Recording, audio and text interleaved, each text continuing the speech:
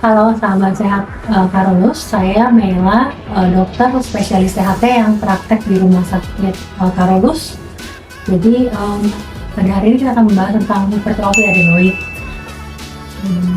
Adenoid itu adalah salah satu bagian dari amandel yang berada di belakang hidung. Ada amandel lain yang kita kenal dengan amandel biasa, itu dia ada di rongga tenggorokan. Ada lagi yang di dekat pita suara. Sebenarnya amandel ini merupakan kumpulan jaringan limfoid atau getah bening yang memang semua orang punya.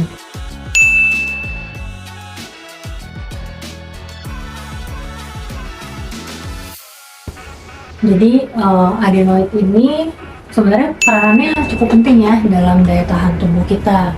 Karena dia terdiri dari jaringan limfoid, ya dia fungsinya adalah untuk menghasilkan antibodi setiap kali entah ada infeksi yang masuk, virus atau bakteri, atau misalnya ada polusi udara, atau misalnya ada alergen yang masuk. Jadi dia memberikan respon imunitas untuk perlindungan supaya nggak sampai terjadi infeksi. Tapi dalam beberapa kasus, misalnya kayak udah terlalu sering nih infeksi saluran nafas atasnya, bisa menimbulkan tempat untuk penyimpanan infeksi sendiri. Jadi si adenoid itu berubah fungsi dari tadinya dia yang menghasilkan antibodi untuk melawan infeksi, dia menjadi sumber tempat infeksi itu ngumpul. Karena lokasinya dari si adenoid ini di belakang hidung, jadi seringkali kalau misalnya dia infeksi berulang atau alergi yang berulang, atau misalnya muka anaknya atau muka orang yang punya hipertrofi adenoid itu dia sempit salurannya, biasanya akan menimbulkan sumbatan dari yang si jalan nafas. Jadi biasanya jadi masalah ya dua itu. Yang pertama jadi sumber infeksinya, yang kedua jadi bikin sumbatan di jalan nafas atas. Ada beberapa tanda sih, terutama berkaitan sama si lokasinya. Jadi lokasi adenoid ini di belakang hidung, dia berhubungan juga dengan struktur lain, seperti misalnya telinga sama tenggorokan. Jadi keluhannya itu kalau di hidung ya agak susah dibedakan dengan pilek biasa gitu. Mampet hidung, mungkin beringus, atau ada produksi lendir yang berlebih yang bisa juga keluar dari tenggorokan. Terus anak juga kadang suka tidurnya ngorok.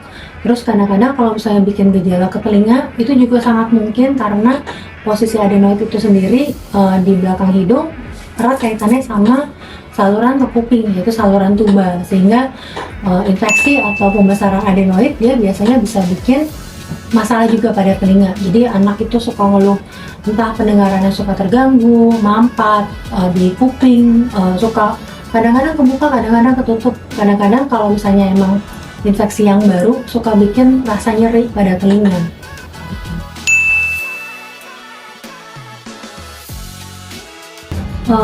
Yang pasti sih memang pertama dari gejala baik yang dikeluhkan oleh anak atau orang tua. Jadi kalau misalnya orang tua tuh biasanya akan memperhatikan entah anaknya biasa nafas lewat mulut, atau misalnya kalau tidur ngorok, atau kalau misalnya kayak dia dalam keadaan biasa atau dalam keadaan tidur mesti diingetin, anak nafasnya dari hidung. Jadi mulutnya tutup. Itu sebenarnya kan kayak gejala yang mungkin orang tua baru sadari. Kalau dari anaknya sendiri biasanya ya itu tadi tergantung dari yang si letaknya adenoid sama seberapa parah ukurannya. Jadi bisa mampet hidung, bisa tersumbat, ada rasa lendir atau ingus terus-terusan, atau rasa kayak nggak enak di kuping. Itu semua harus dicek sampai ke adenoidnya. Kemudian kalau dari kita sebagai dokter biasanya kita melakukan pemeriksaan fisik, dan kalau perlu memang kita lakukan pemeriksaan penunjang. Jadi pemeriksaan fisik ini sebenarnya agak tricky nih kalau pada anak-anak ya. Kan hipertrofi adenoid itu biasanya ditemukannya pada anak-anak, menjadi masalah terutama pada anak-anak. Jadi susah untuk memeriksanya karena letaknya di belakang hidung. Jadi kita mau periksa pakai alat yang masuk ke dalam hidung nggak nyaman buat pasien. Tapi pada beberapa anak bukannya nggak bisa, kita bisa kerjakan pemeriksaan itu. Atau bisa juga kita melakukan pemeriksaan kayak tenggorok, jadi kita pakai kayak semacam kaca, kita lihat ke belakang hidung juga bisa.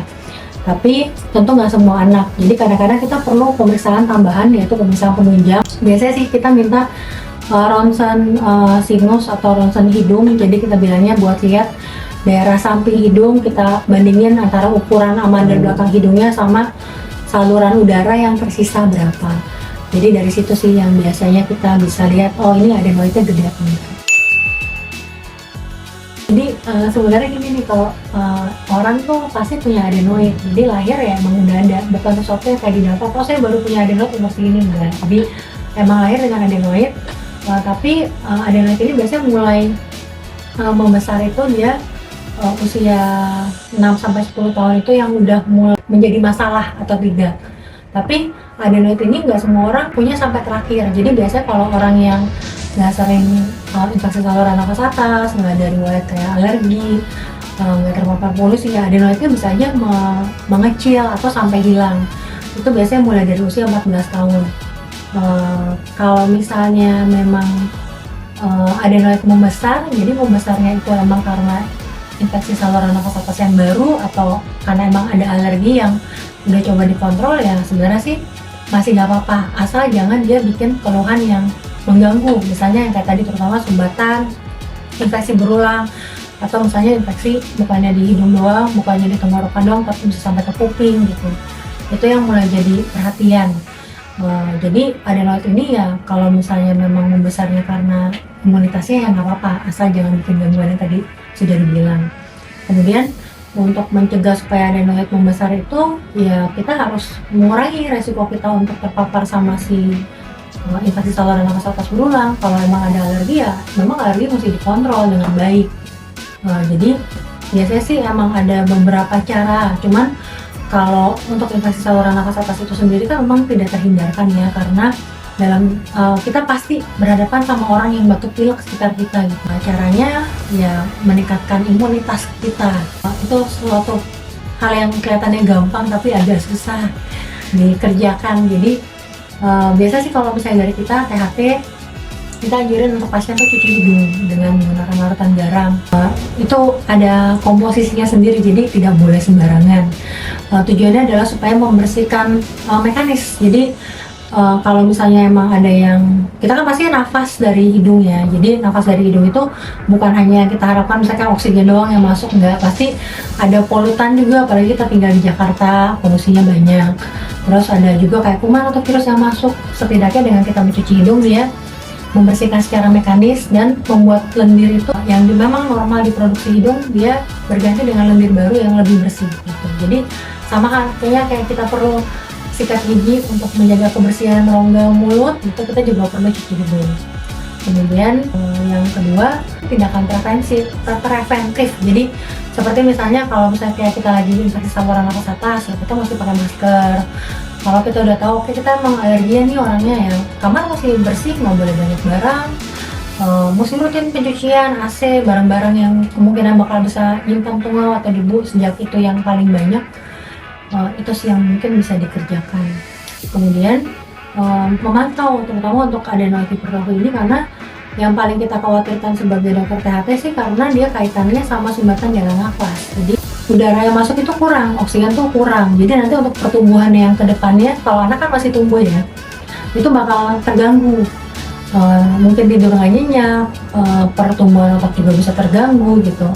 Sering nafas dari mulut. Kalau nafas dari mulut kan pasti nggak kayak hidung, dia pasti sering infeksi berulang lagi. Jadi kayak siklus yang nggak bakal berhenti gitu. Jadi kalau emang anaknya sering infeksi saluran nafas atas berulang, misalnya kayak batuk pilek gitu ya, atau misalnya kayak ada gejala sumbatan, mulutnya sering kebuka, kalau nafas harus diingetin pakainya pakai hidung ya, bukan pakai mulut gitu, atau anaknya tidurnya ngorok gitu, atau kalau tidur kok kayaknya nggak nyenyak, atau kalau pas udah bangun mukanya anak ini seger ya, habis udah mandi seger tapi malah ketiduran lagi, di jalan suka tidur, atau di sekolah dilaporin sama gurunya suka tidur. Itu mesti dilihat, emang berarti mesti dibawa ke dokter THT, dokter anak. Jadi kami sih biasanya saling kerjasama ya, jadi untuk melihat ada nggak sih kemungkinan anak ini perlu diterapi, baik yang terapinya konservatif jadi dengan pengobatan dulu, atau mungkin sampai ke operasi gitu. Jadi biasanya sih kami memang selalu memikirkan keuntungan kerugiannya mana yang lebih besar ya.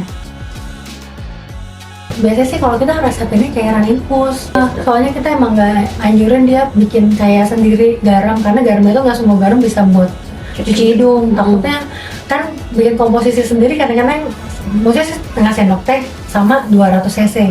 Cuman garamnya tuh nggak boleh garam sembarangan, jadi harus yang kayak garam non iodium gitu. Atau kalau misalnya kan ada tuh yang kayak garam di emang udah mau cuci hidung, tapi airnya pun mesti sama. Maksudnya misalnya ada yang botol merek Yanti sama botol merek THT gitu ya. Nah ini mungkin yang Yanti ini misalnya 150 cc, kalau yang THT ini 200. Jadi jangan sampai nanti airnya ditambahin 200 di 150, jadi nanti lebih cair gitu. Jadi ya botol ini pakai si cairan ini, pakai si apa garam ini. Nah, terima kasih sahabat sehat Karolus sudah mendengarkan podcast ini, dan saya berharap bisa berguna, dan salam sehat selalu.